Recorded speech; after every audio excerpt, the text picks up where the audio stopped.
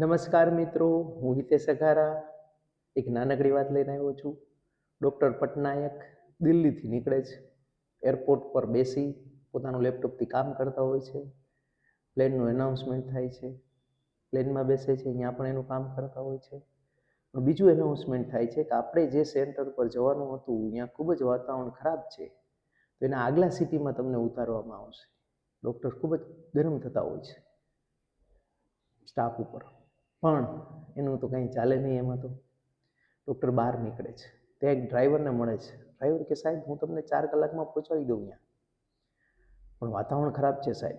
Shortcut રસ્તો એક જાણું છું, હમણાં ઘણા સમયથી ગયો નથી, અને શોર્ટકટ રસ્તેથી હું 3 કલાકમાં તમને પહોંચાડી દઉં. તો કે ચાલો ચાલો, મારે અહીંયા લેક્ચર છે.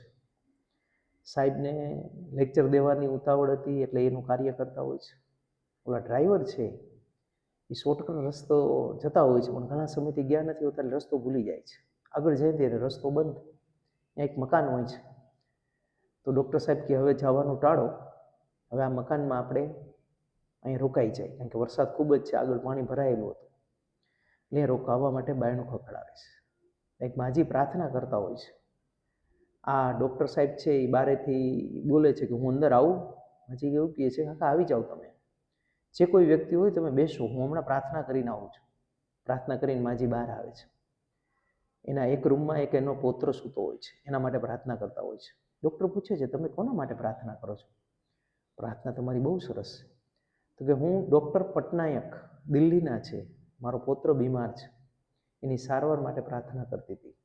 પટનાયક સુધી પહોંચવા માટે એના નંબર નથી મળતા, એની એપોઇન્ટમેન્ટ પણ નથી મળતી, એવું લોકો કહેતા હોય છે. ત્યાં સુધી પહોંચવા માટે ભગવાનને પ્રાર્થના કરું છું કે મારા પૌત્રને ડૉક્ટર પટનાયક બચાવી શકશે એવું આજુબાજુના મારા ડૉક્ટરો કહે છે. તો હું એના માટે પ્રાર્થના કરું છું. ડૉક્ટર પટનાયકની આંખમાં આંસુ આવી જાય છે, કારણ કે ખુદ ડૉક્ટર પટનાયક એના ઘર સુધી પહોંચી ગયા હોય છે. કહે છે કે હું જ ડૉક્ટર પટનાયક છું, તમારી ભગવાને પ્રાર્થના સાંભળી લીધી છે.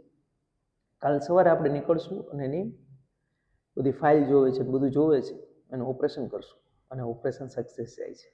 મિત્રો વિચારો તો ખરા, એક પ્રાર્થનાની સાચી તાકાત ડૉક્ટરને એના ઘર સુધી લઈ આવે છે. મિત્રો આપણે આમાંથી શીખીએ કે ભગવાનને જો સાચા દિલથી પ્રાર્થના કરીએ ને તો ચોક્કસપણે સફળ થાય છે. ડૉક્ટર પટનાયકને સમજાઈ ગયું બધું જ, કે આ પ્રાર્થનાના કારણે જ હું અહીંયા સુધી પહોંચ્યો. બરાબર ને? Thank you.